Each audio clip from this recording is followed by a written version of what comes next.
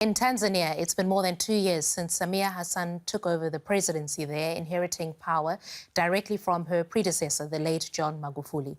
A career politician, she's the first female president of her nation, and it's fair to say her time in office has seen her put Tanzania on a path to transition. Opposition figures, ostracized and imprisoned under Magufuli, have been welcomed back into the fold, and she's relaxed restrictions on the press, licensing opposition publications banned by her predecessor. Take a listen to her directly addressing the press.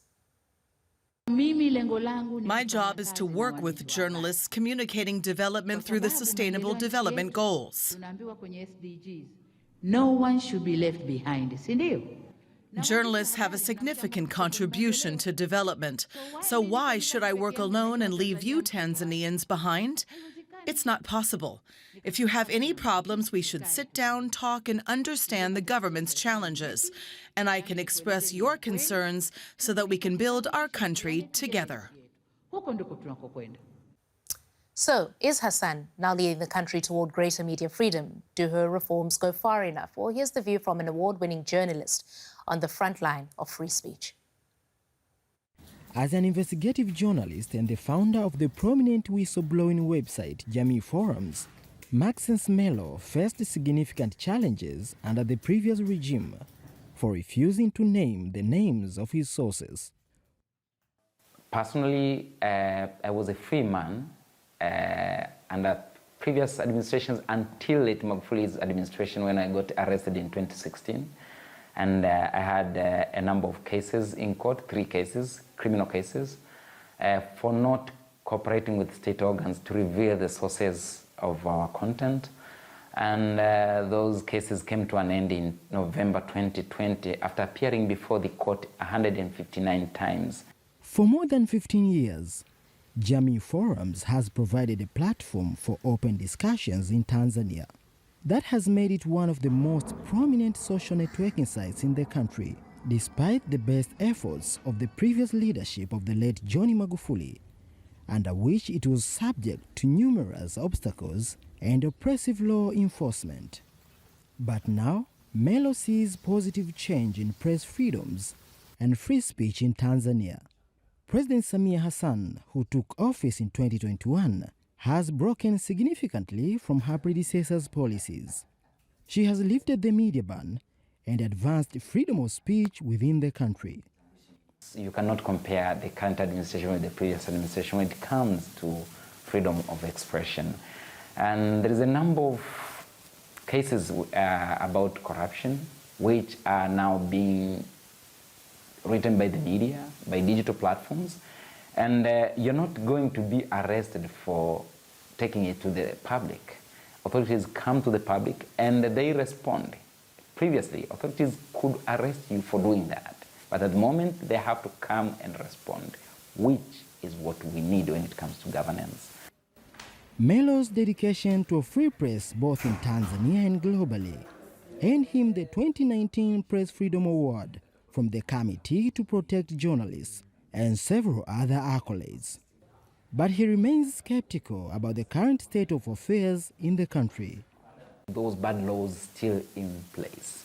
I think we need to amend all of these laws to make sure that they are according to what either the civil society is proposing or the human rights groups are proposing. Because we have bad laws which infringe people's rights and they're still there. And we cannot rely on a man's decision or a woman's decision. We need to have written things which are the base of what we decide and how we work. Because if it's not written, it does not exist. Consultations over the constitutional reform started years ago, but have stalled. Melo is expanding Jamii Forums, staying true to his credo that social media has brought power back to the people. And for more on the state of politics in Tanzania, my next guest is the chair of the main opposition party, the centre-right Chadema, Mr. Freeman Ball. Welcome to DW News Africa. In July 2021, you were arrested ahead of a rally. You were charged with terrorism, and last year you were released from prison after 7 months. The charges were dropped. Has the opposition in Tanzania now been free to do its work? I cannot say the opposition has been free in my country, but what I can certainly say is the situation has improved from what it used to be before my arrest. Yeah. When we look at the current president, Samia Hassan's record now, she took over from an authoritarian hardliner. She now looks to be bringing change that Tanzanians can really believe in. That makes your job as opposition harder, doesn't it? Not at all. Not at all. She's bringing change, yes, but the changes are coming in too slow. And we believe that much more could be done. Yeah. Well, one could argue that is why she would perhaps need another term, because she's opened up the civic space. She's allowing the opposition to operate. The World Bank says that the private sector, as an engine of economic growth, has been tapped into. Really, what's not to like, and why wouldn't Tanzanians give her more time to really get what she wants to do going? You see, talking about the civic space and talking about the, political freedom that we think we enjoy in the country, these are our basic rights. They don't have to be given by the discretion of the president. And in Tanzania, for that matter, we have had freedom of space shrinking, political space shrinking, civil rights and, liberties shrinking in Tanzania. She's reversing that. She's reversing quite slowly. The freedom of the people needs to be guaranteed by legislation, but not by the discretion of a president. Since when she came back to office, since when she took over office, nothing much has changed in terms of changing the legislation. Okay, she's given some presidential decree.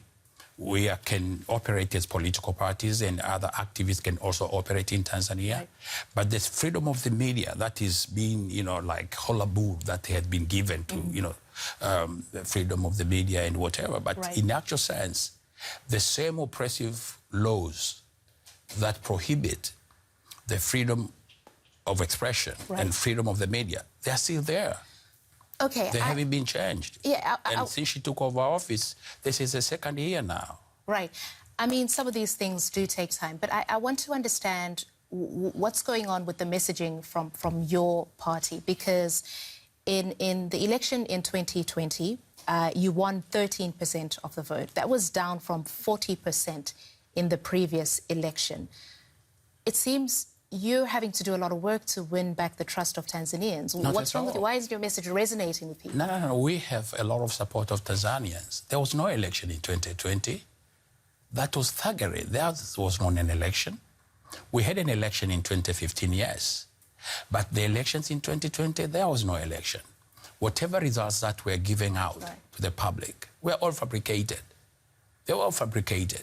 We had ballot boxes stuffed with fake ballot papers. We had most of our candidates disqualified at the very initial stage. So we can't really say the results of the 2020 election reflect the actual situation on the ground. No. So, of course, we know we have a momentous task to do as an opposition political party in Tanzania. But our party has grown big from the. Okay, you talk about a momentous task. The CCM, the ruling party in Tanzania, this is Africa's second longest ruling party. They've been in power for nearly 50 years now. What is it going to take to make them history, to remove them from power? Let me tell you what. With free and fair election, CCM is out of power tomorrow. And they know this. CCM cannot win the government with clean, transparent, fair election. They know that. That's why they've been very difficult in accepting fundamental changes that will ensure that in the next election, our country go into the elections with independent and, electoral commission. They don't want to go into the next election with a new inclusive constitution that we are all fighting to get. And all this is because they know that in real sense, their popularity among the masses of our country has really dwindled. You're talking about the next election. That's going to be in 2025. Correct, You've contested for the presidency before. Will you be running for president in the next election in Tanzania? We have 2.5 years to go. We'll decide how to cross the river by the time we get by. It's too early to talk about it now. All right, that's Yes. Mr. Freeman Mbowe, chairman of the main opposition party in Tanzania, the centre-right Chadema. We appreciate having you on DW News Africa. Thank you very much. I appreciate it.